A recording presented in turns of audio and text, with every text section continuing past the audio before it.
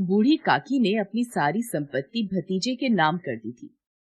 संपत्ति लिखते समय भतीजे ने वादा किया था कि वह बूढ़ी काकी की अच्छी तरह से देखभाल करेगा, किंतु वह अपनी जबान का पक्का नहीं रहा। उसकी पत्नी रूपा का व्यवहार भी काकी से अच्छा नहीं था। बूढ़ी काकी को वे लोग समय से भोजन भी नहीं देते थे। कहा है कि बुढ़ापे में आदमी का बचपन लौट आता है। यही हाल बूढ़ी काकी का भी हो गया था। उन्हें समय पर भोजन न मिलता या बाजार से आई कोई चीज न मिलती तो वे गला फाड़ कर रोने लगती। उनकी खाने की लालच बढ़ गई थी। बच्चे भी अपने माता पिता का रंग देखकर बूढ़ी काकी को सताया करते। कोई चुटकी काटकर भागता, कोई उन पर कुल्ली कर देता। काकी चीख मार कर रोती। पूरे परिवार में बुद्धिराम की छोटी लड़की लाडली ही बूढ़ी काकी के प्रति प्रेम रखती थी। एक बार की बात है, बुद्धिराम के बड़े लड़के का तिलक था। द्वार पर शहनाई बज रही थी। चारपाइयों पर मेहमान विश्राम कर रहे थे। घर की स्त्रियां गा रही थीं। भट्टियों पर कड़ाह चढ़े थे।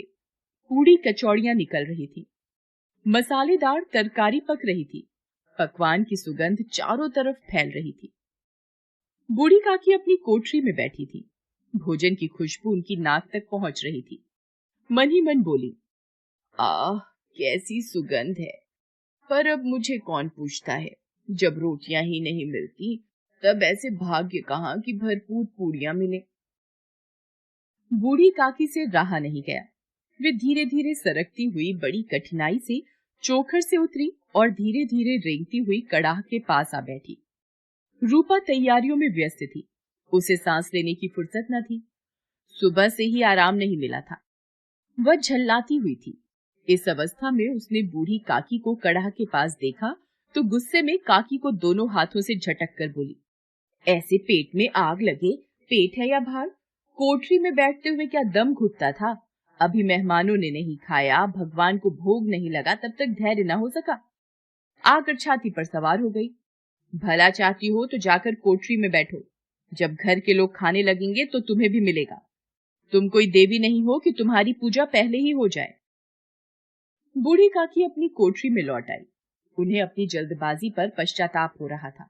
उन्होंने सोचा, अब जब तक बुलावा न आएगा नहीं जाऊंगी। वो मन ही मन बुलाने की प्रतीक्षा करने लगी। एक एक पल युग के समान बीत रहा था।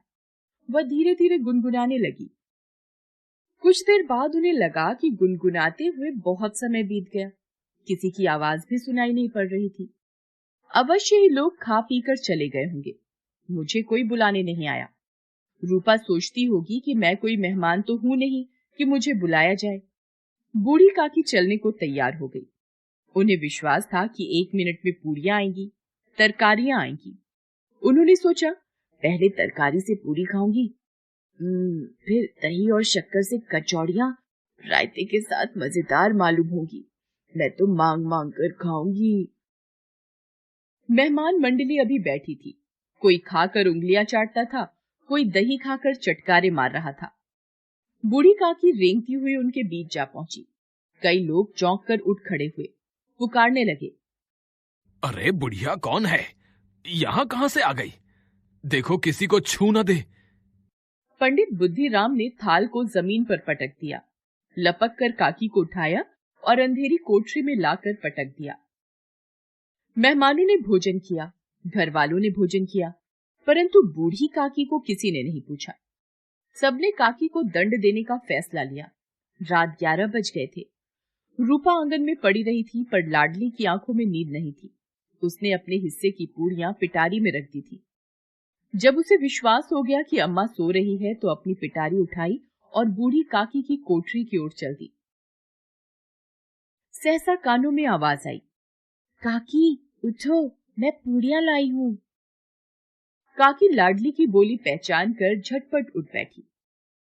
लाडली को टटोला और उसे गोद में बैठा लिया। लाडली ने पूड़ियां पिटारी से निकालकर काकी को दी। काकी ने पूछा, क्या तुम्हारी अम्मा ने दी है? नहीं, यह मेरे हिस्से की है। काकी ने 5 मिनट में पिटारी की पूड़ियां खा ली। काकी पेट भर गया? नहीं बेटी, जाकर अम्मा से और मांग लाओ। अम्मा सोती है, जगाऊंगी तो मारेंगी। काकी की भूख बढ़ गई थी। पिटारी की खुरचन टटोला, खुरचन गई। उनका हृदय महसूस रहा था कि पूड़ियां कैसे पाऊं। उनके संतोष का बांध टूट रहा था। उचित अनुचित का विचार जाता रहा। वे लाडली से बोली, मेरा हाथ पकड़कर वहां ले चलो जहां मेहमानों ने बैठकर भोजन किया है। लाडली ने काकी का हाथ पकड़ा और जूठे पत्तलों के पास ले जाकर बैठा दिया। दीन शुदातुर काकी पत्तलों से पूड़ियों के टुकड़े चुनकर खाने लगी। ठीक उसी समय रूपा की आंख खुल गई। वह लाडली को खोजने लगी। उसे वहां ना पाकर वह उठी तो देखती है कि लाडली झूठे पत्तलों के पास खड़ी है और बूढ़ी काकी पत्तलों पर से पूड़ियों के टुकड़े उठाकर खा रही है। यह देखकर रूपा का हृदय सन्न रह गया। उसकी चचेरी सास जूठे पत्तल चाट रही है। ऐसा प्रतीत हुआ मानो जमीन रुक गई, आसमान चक्कर खा रहा था। उसे बहुत ग्लानि हुई। करुणा और भय से उसकी आंखें भर आईं। उसने सच्चे हृदय से आकाश की ओर हाथ उठाकर कहा, परमात्मा, मेरे बच्चों पर दया करो। इस अधर्म का दंड मुझे मत दो, नहीं तो मेरा सत्यानाश हो जाएगा। वह सोचने लगी, हाय कितनी निर्दयी हूँ। जिसकी संपत्ति से मुझे इतनी आय हो रही है उसकी ये दुर्गति। मुझसे बड़ी भारी चूक हो गई। इस उत्सव में भी जहाँ हजारों लोगों ने भोजन किया, वहां इन्हें भरपेट भोजन न दे सकी, केवल इसी कारण से कि वह वृद्ध असहाय है। रूपा ने दिया जलाया, भंडार का द्वार खोला और थाली में संपूर्ण सामग्री सजाई। थाली लेकर बूढ़ी काकी की ओर चली। रूपा ने दुखी स्वर में कहा, काकी उठो, भोजन कर लो। मुझसे आज बड़ी भूल हुई, उसका बुरा न मानना। परमात्मा से प्रार्थना कर दो कि वह मेरा अपराध क्षमा कर दे। भोले भाले बच्चों की भांति जो मिठाइयां पाकर मार और तिरस्कार सब भूल जाता है, बूढ़ी काकी वैसे ही सब भूल कर बैठी हुई खाना खा रही थी। उनके एक एक रोए से सदिच्छाएं निकल रही थी और रूपा बैठी इस स्वर्गीय दृश्य का आनंद लेने में निमग्न थी। हेलो दोस्तों, कैसे हैं आप सब? हमारी कहानियां देखने के लिए हमारे चैनल को सब्सक्राइब कीजिए और हाँ, बेल आइकॉन पर क्लिक करना मत भूलिएगा।